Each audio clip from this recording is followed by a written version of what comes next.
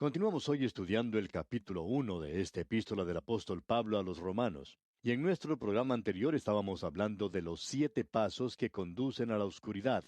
Y estábamos considerando el séptimo y último paso, que nos habla de la degeneración del hombre, cuando, según el versículo 23, cambiaron la gloria del Dios incorruptible en semejanza de imagen de hombre corruptible, de aves, de cuadrúpedos y de reptiles.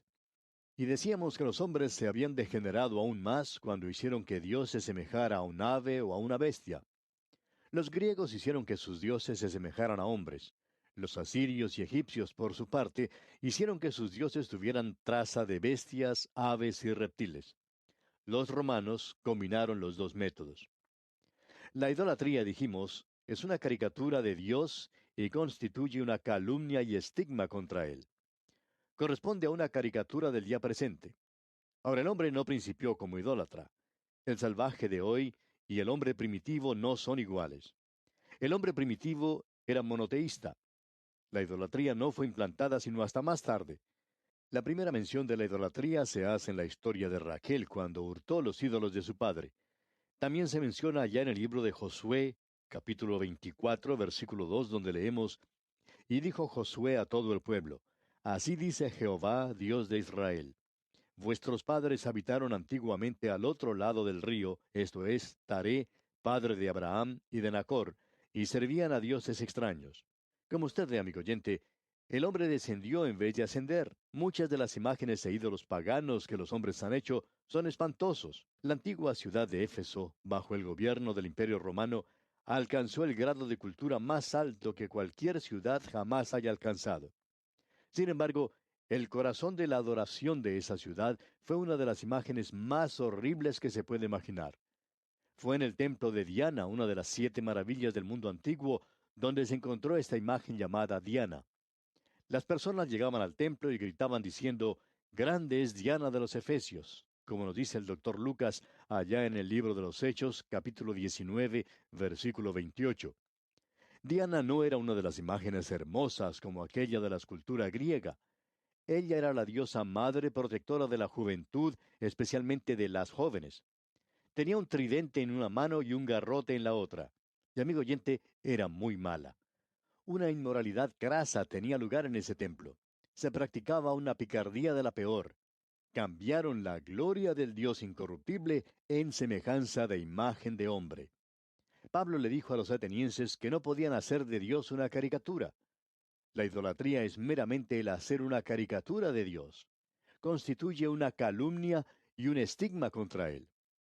Y vamos a decir ahora algo que seguramente remorderá a muchos hermanos que están a favor de esto, y es que personalmente no nos gusta ver los cuadros de Jesús. Pablo nos dice allá en su segunda carta a los Corintios capítulo 5 versículo 16: De manera que nosotros de aquí en adelante a nadie conocemos según la carne, y aun si a Cristo conocimos según la carne, ya no le conocemos así. Él ahora es el Cristo glorificado y no se parece en nada a esos cuadros que se ven colgados allá en la pared. Si Él en verdad entrara en su hogar, amigo oyente, usted debería postrarse ante Él. No menosprecie, pues, a nuestro Dios hoy en día teniendo un cuadro de Él. Los griegos hicieron que sus dioses tuvieran apariencia de hombres. Los asirios y babilonios hicieron que sus dioses se asemejaran a aves, bestias y reptiles. En el Museo de El Cairo se puede ver algunos de los dioses antiguos y presentan una combinación de hombre, bestia, ave y reptil. Y amigo oyente, permítanos decirle que no tienen nada de lisonjeros. El salvaje de hoy en día y el hombre primitivo no son iguales, repetimos. El hombre primitivo era monoteísta. La idolatría no fue implantada sino hasta más tarde. Y desde la implantación de la idolatría, el hombre ha ido hacia abajo y no ha progresado hacia arriba en ninguna manera. El hombre se ha alejado de Dios religiosamente. Sir William Ramsay, quien una vez fue incrédulo, escribió lo siguiente en su obra Las ciudades del apóstol Pablo. Dice él: Por mi parte confieso que mi experiencia en lo que he leído no muestra nada que confirme las suposiciones modernas en la historia religiosa, sino más bien mucho que confirma a Pablo. Cualquier evidencia que exista, con muy raras excepciones, muestra que la historia de la religión entre los hombres es una historia de degeneración. ¿Acaso no es un hecho de la historia humana que el hombre que se mantiene solo degenera y que solo progresa donde hay en él tanta simpatía y con una devoción a la vida divina como para guardar bello y fuerte el cuerpo social? El canon Liddon bien dice que toda verdad religiosa sobre la cual no se obra está en camino de comiso. Lo único práctico que el hombre debe hacer, amigo oyente, es volverse al Dios vivo y verdadero. Veamos ahora los resultados de la revolución. Leamos el versículo 24 de este primer capítulo de la epístola a los romanos. Por lo cual también Dios los entregó a la inmundicia en las concupiscencias de sus corazones, de modo que deshonraron entre sí sus propios cuerpos. Esta declaración se repite 3 veces en esta sección del versículo 26 al versículo 28. También se declara tanto en el Antiguo como en el Nuevo Testamento. La encontramos allá en el Salmo 81, versículo 12, y también en el libro de los Hechos de los Apóstoles, capítulo 7, versículo 42. Pero Dios, amigo oyente, no entrega a ningún hombre sino hasta cuando el hombre primero sea entregado. La inmoralidad y la sensualidad resultan de la idolatría. Quizá es mejor declarar que la idolatría y la inmoralidad grasa son los frutos amargos del rechazo de la revelación de Dios. Dice aquí, Dios los entregó. Y tenemos aquí una actitud positiva más bien que una actitud casual. Un pecado siguió a otro como un castigo hasta que una cadena amarró el corazón humano. Y como dice el apóstol Pablo allá en su carta a los Efesios, capítulo 4, versículo 19, los cuales, después que perdieron toda sensibilidad, se entregaron a la lascivia para cometer con avidez toda clase de impureza. Esta es una cosa terrible y atroz, pero es la historia de la raza humana. El juicio del diluvio y la destrucción de Sodoma y Gomorra atestiguan esta cosa horrible. Las religiones de misterio en Grecia eran atrozmente depravadas. Y el escritor a los Hebreos dice en el capítulo 10 de su carta, versículo 27, sino una horrenda expectación de juicio y de hervor de fuego que ha de devorar a los adversarios. Pasando ahora al versículo 25 de este primer capítulo de la epístola a los Romanos, leemos, ya que cambiaron la verdad de Dios por la mentira, honrando y dando culto a las criaturas antes que al Creador, el cual es bendito por los siglos. Amén. La primera frase de este versículo dice, ya que cambiaron la verdad de Dios por la mentira. La sugerencia aquí es que se volvieron de Dios a Satanás, autor de la mentira y padre de la idolatría, honrando y dando culto a las criaturas antes que al Creador. Esta es la idolatría que condujo a las profundidades más hondas de la degradación moral. La inmoralidad del hombre siempre se mide por este asunto del sexo. Muchas iglesias hoy en día defienden más bien que condenar la perversión. Dios los ha entregado porque han cambiado la verdad de Dios por la mentira. Y el versículo 26 continúa diciendo, por esto Dios los entregó a pasiones vergonzosas, pues aún sus mujeres cambiaron el uso natural por el que es contra naturaleza. Pasiones vergonzosas, dice aquí.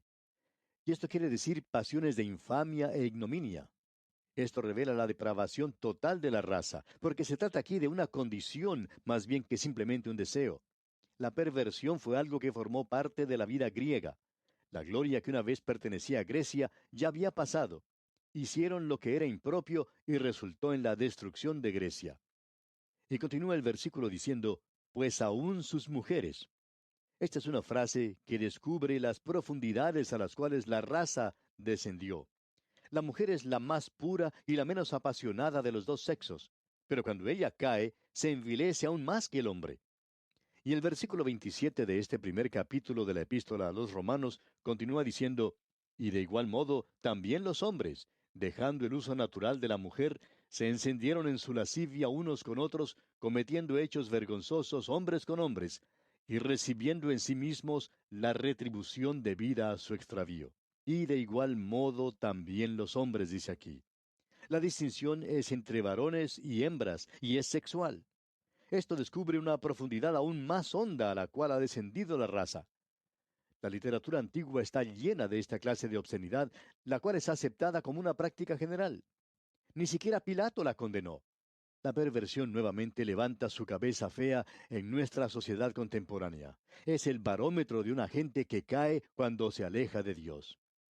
En el versículo 26, el apóstol Pablo parece suavizar los pecados de las mujeres, Pero aquí habla claro en cuanto a ellos, haciendo uso de palabras muy descriptivas. Dice, se encendieron o se abrazaron, y sugiere un fuego furioso.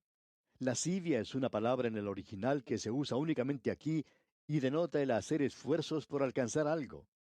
La frase cometiendo hechos vergonzosos significa una deformidad moral. Es una poliomielitis espiritual. Recibieron lo que les fue debido. Continuemos ahora con el versículo 28. Y como ellos no aprobaron tener en cuenta a Dios, Dios los entregó a una mente reprobada para hacer cosas que no convienen. Fíjese usted, y como ellos no aprobaron tener en cuenta a Dios, Dios los entregó a una mente reprobada, es decir, una mente que salió mal en el examen para hacer cosas que no convienen. Este es el último estado de la caída del hombre. Ya no puede distinguir entre lo malo y lo bueno. Cualquiera que diga que le es posible ser hijo de Dios mientras vive en perversión y en el cieno espeso del pecado, no está engañando a nadie sino a sí mismo. Si usted está viviendo en perversión, amigo oyente, venga a Cristo y Él le dará liberación. Continuemos ahora leyendo los versículos 29 al 31.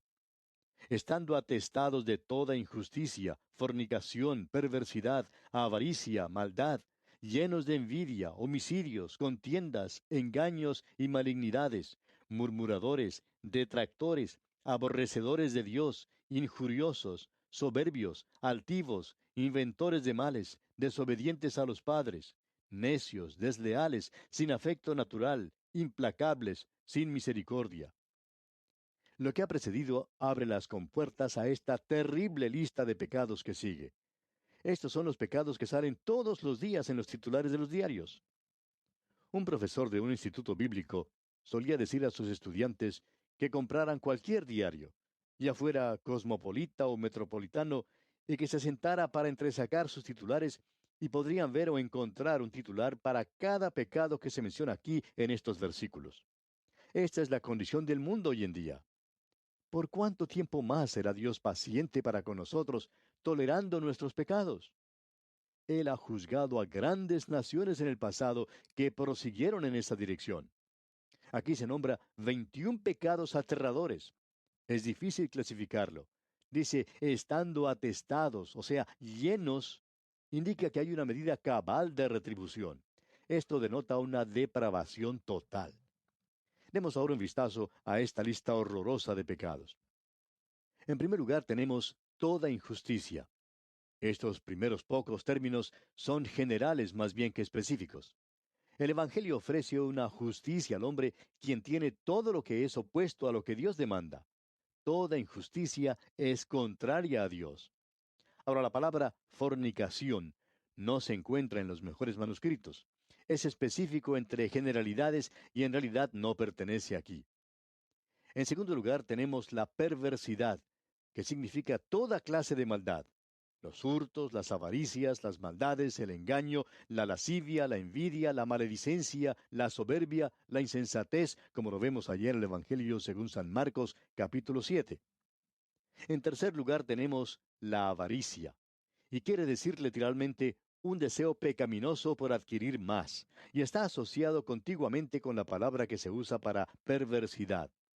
El apóstol Pablo en su carta a los Colosenses capítulo 3 versículo 5 la llama idolatría. Dice el apóstol, haced morir pues lo terrenal en vosotros, fornicación, impureza, pasiones desordenadas, malos deseos y avaricia, que es idolatría.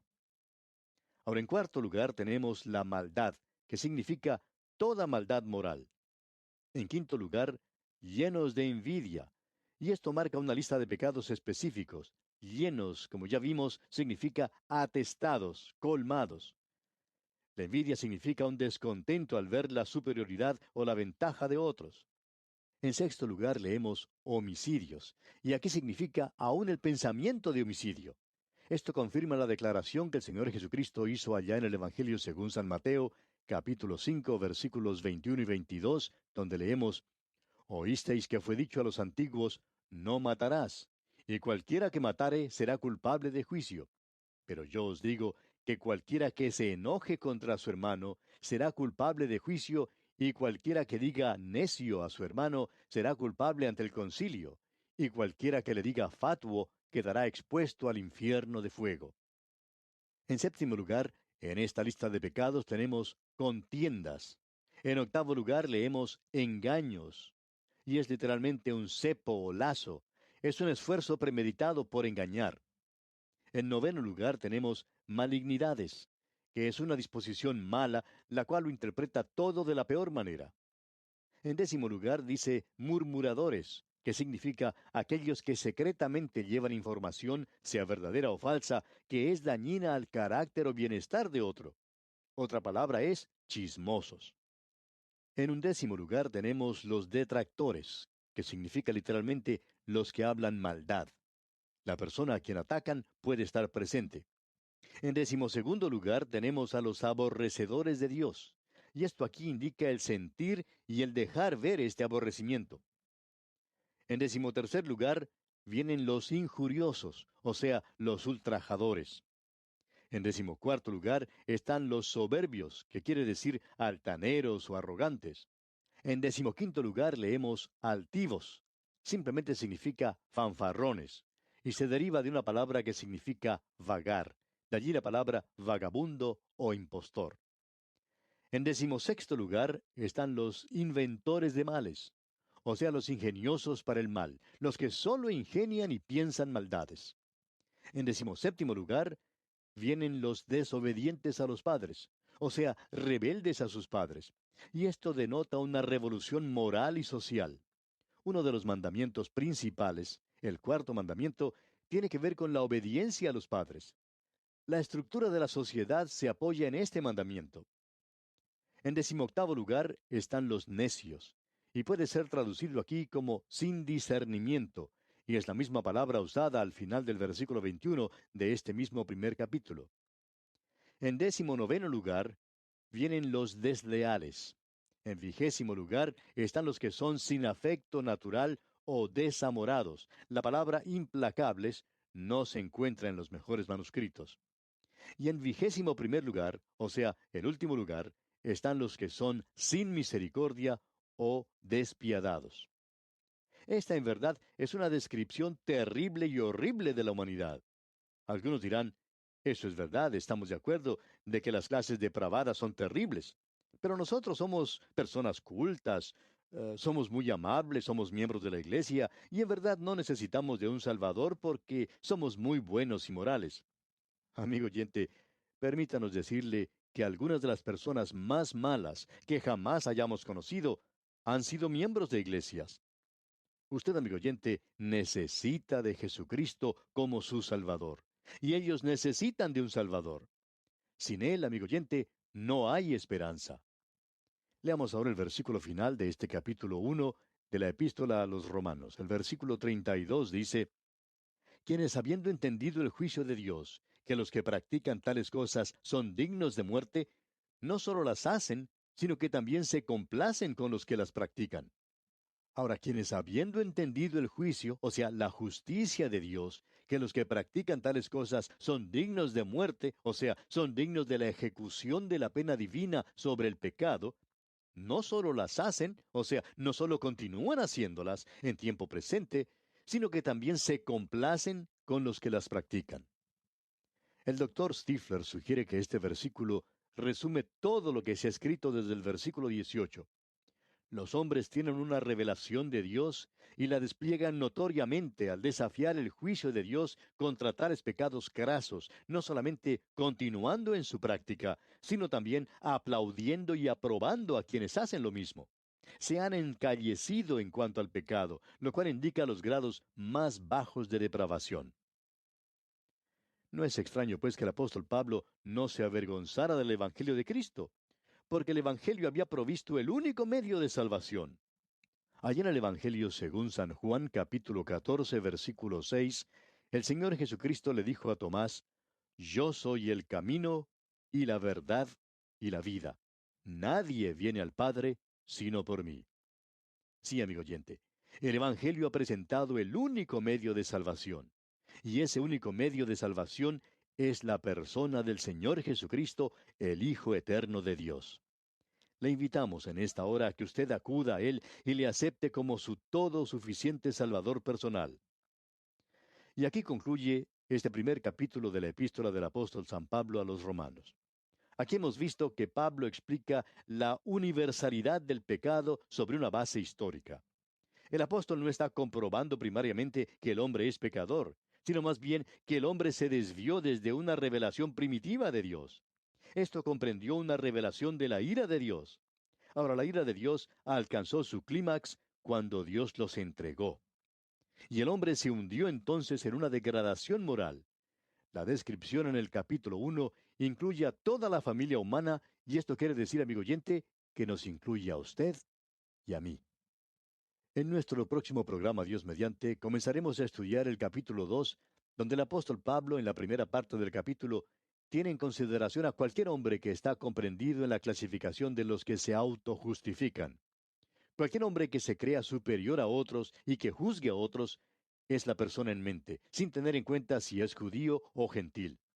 Pero en la última parte del capítulo, Pablo claramente tiene en consideración al judío. Y el apóstol mostrará que Dios ha de juzgar tanto a los que se autojustifican como a los religiosos. Esto es, pues, lo que nos espera en nuestro estudio del capítulo 2 de esta epístola a los romanos. Le invitamos a acompañarnos. Será, pues, hasta nuestro próximo programa, Dios mediante, que Dios derrame en usted sus abundantes bendiciones.